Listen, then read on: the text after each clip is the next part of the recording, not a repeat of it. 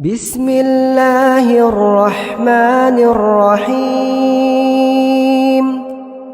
قل أوحي إلي أنه استمع نفر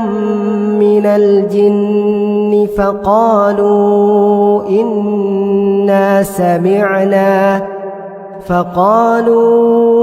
إنا سمعنا قرآنا عجبا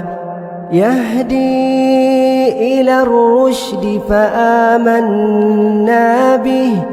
ولن نشرك بربنا أحدا وأنه تعالى جد ربنا ما اتخذ صاحبة ولا ولدا وأنه كان يقول سفيهنا على الله شططا وأنا ظننا أن لن تقول الإنس والجن على الله كذبا وأنه كان رجال من الإنس يعوذون برجال من الجن فزادوهم رهقا وأنهم ظنوا كما ظننتم أن لن يبعث الله أحدا وأنا لمسنا السماء فوجدناها ملئت حرسا شديدا وشهبا وأنا كنا نقعد منها مقاعد للسمع فمن يستمع الآن يجد له شهابا رصدا وأنا لا ندري أشر أريد بمن في الأرض أم أراد بهم ربهم رشدا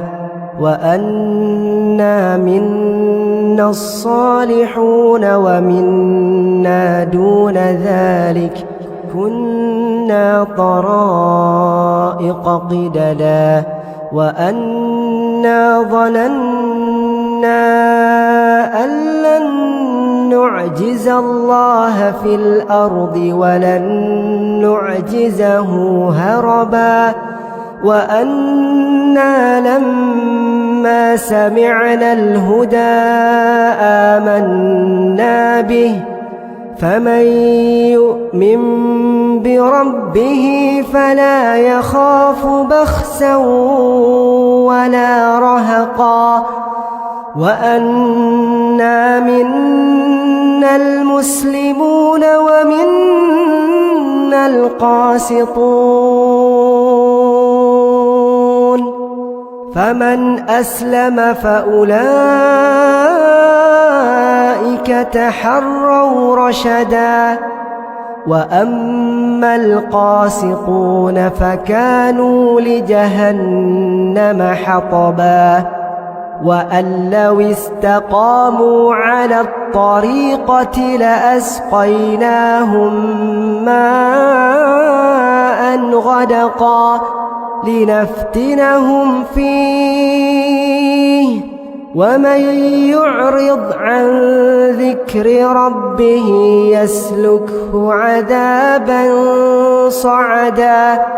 وأن المساجد لله فلا تدعوا مع الله أحدا وأنه لما قام عبد الله يدعوه كادوا يكونون عليه لبدا قل إنما أدعو ربي ولا أشرك به أحدا قل إني لا أملك لكم ضرا ولا رشدا قل إني لن يجيرني من الله أحد ولن أجد من دونه ملتحدا إلا بلاغا من الله ورسالاته ومن يعص الله ورسوله فإن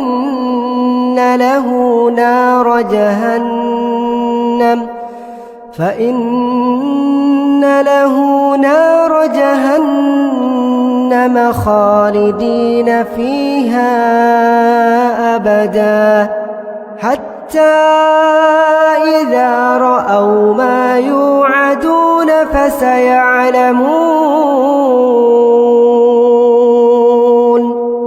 فسيعلمون من أضعف ناصرا وأقل عددا قل إن أدري أقريب ما توعدون أم يجعل له ربي أمدا عالم الغيب فلا يظهر على غيبه أحدا إلا من ارتضى من رسول فإنه يسلك